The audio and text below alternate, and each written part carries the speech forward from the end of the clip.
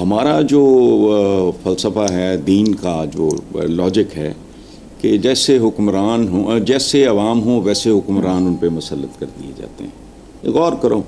Brazil के जो लोग हैं, ना सिर्फ़ उस ममालिक के बल्कि ऑल ओवर वर्ल्ड के अंदर देखें जितने भी ममालिक्स हैं, वो पाकिस्तान को नहीं बल्कि हिंदुस्तान को बहुत ज़्यादा फ़ॉलो करते हुए नज़र आ रहे हैं।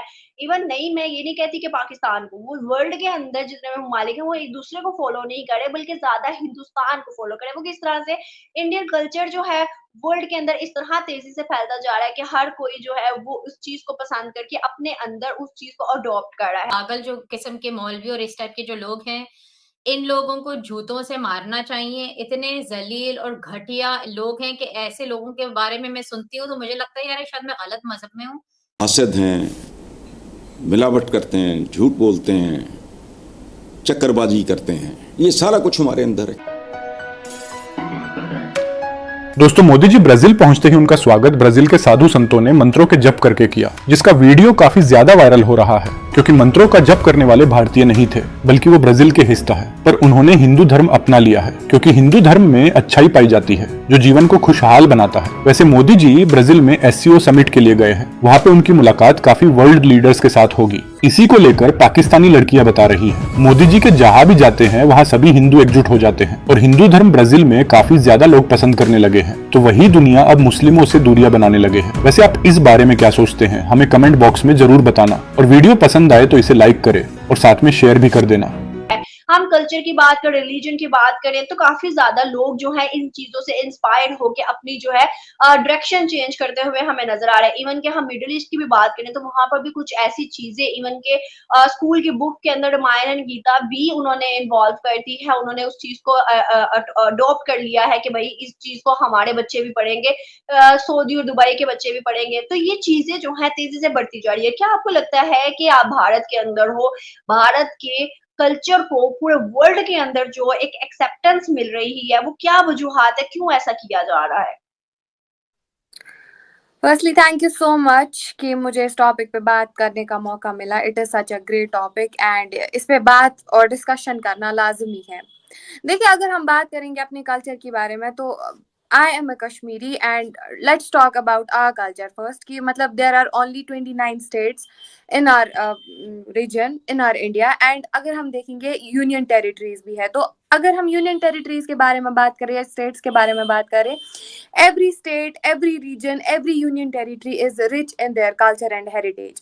Suppose, for example, Kashmir is known for its scenic beauties, it is known for its breathtaking meadows, and जो ये culture provide करता है, whether we have that Farren culture है, हमारी मेहमान नवाजी का तरीका है, we have मतलब so many things here जो tourist को attract करती हैं and ये भी कहा जाता है it is the crown jewel of India, means कि हमारा ताज है, मतलब हमारी कंट्री का ताज माना जाता है। तो उसी तरीके से हर एक कल्चर की अपनी अपनी, हर एक स्टेट की अपनी अपनी खूबसूरती है। जिस तरीके से हम अपने कश्मीर के बारे में बात करें, कोलकाता के बारे में बात करें, बंगाल के बारे में बात करें, राजस्थान के बारे में बात करें, दिल्ली के लोगों का अलग होता है, लखनवी लोगों का अलग होता है। There is a suit called chikankari. Chikankari Lucknow में ही मतलब होती है और वो बहुत ज्यादा उसकी कढ़ाई वर्क की वजह से फेमस होता है।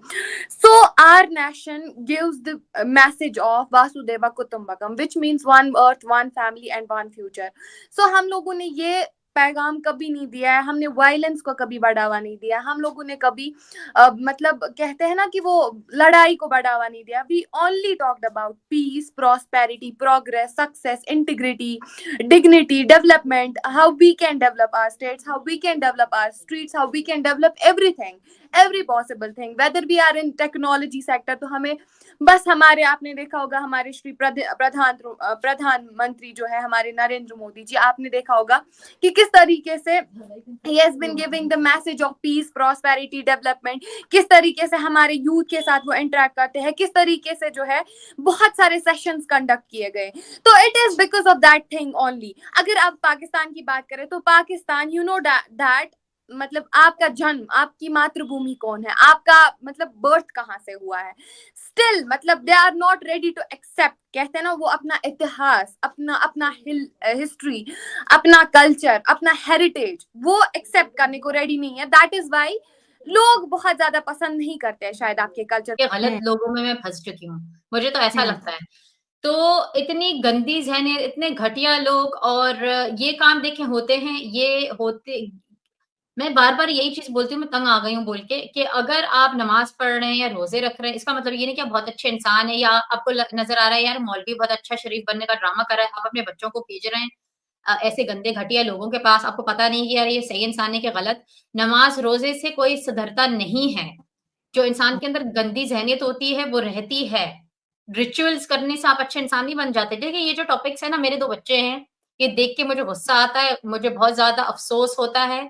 मुझे सबसे ज़्यादा अफ़सोस ये होता है कि एक तो माँ-बाप जो हैं जनरली मैं बता रही हूँ कि अपने बच्चों पे ध्यान नहीं रखते हैं। उनको लगता है यार मदरसे में भेजेंगे तो के ट्रस्ट करते हैं जो प्रीचर्स हैं उनको ट्रस्ट करा जाता है। जब ये लोग ट्रस्ट के लायक नहीं, अपनी बेटियों को भेजते हैं मदरसे आदमियों से पढ़ाने के लिए। यहाँ पर इस सिचुएशन में तो इस गंदे घटिया इंसान ने अपने खुद की फैमिली मेंबर्स के साथ ये करा, वो भी मस्जिद के अंदर। आप मुझे बताएँ ये इंसान क्या इस्लाम पे यकीन करता है?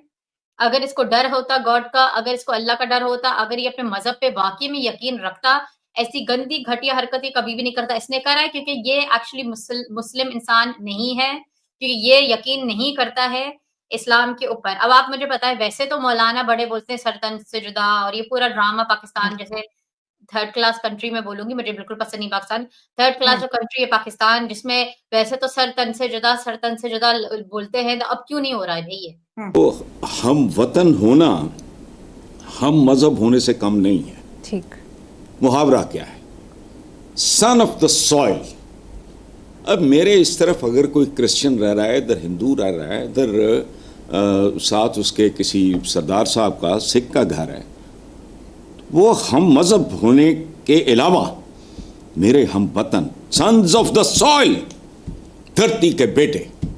अकीदा हमारा मुख्तलिफ है, लेकिन सन्स ऑफ द सॉइल का क्या मतलब हुआ? धरती के बेटे यानी भाई। मोदी ने क्या मंतक, नफरत को हवा दे के, खलीज पैदा करके मुसलमानों पे या बाकी अकलियतों पे, मैं सिर्फ मुसलमानों की बात नहीं करता, मैंने कौन सा को ठेका लिया हुआ है, बाकियों के साथ मिसबिहेव करके उस आदमी ने अपने लिए तारीख के हवाले से मैं बात कर रहा हूँ, बदतरीन फैसला किया है। अशोका द ग्रेट वाला जमाना तो आना नहीं, बायगॉन इज बायगॉन। वो तो कहानी खत्म हो गई, वो दुनिया ही नहीं रही, वो हालात बदल गए, वो एनवायरनमेंट बदल गया, वो ह्यूमन मटेरियल तब्दील हो गया, जोग्राफिया तब्दील हो गया। गोबरों पे, गोबर की पाथियों पे हंडियाएँ पकाने वालियाँ माशाल्लाह पूरे बर्रे सगीर में वो अब वो ढूंढती हैं, वो अवन शवन तो फलाने तो गैसें तो ये तो वो सारा, मुझे तो पता भी नहीं।